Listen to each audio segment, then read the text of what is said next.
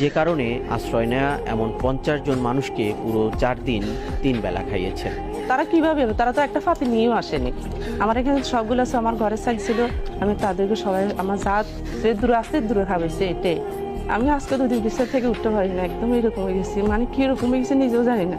কোনো সময় ভাবিও না এরকম সবাই আমার ঘরে থাকবে, সবাই মানে কীভাবে আমি নিজে জানি না, এ ভাষা বলতে পারি না।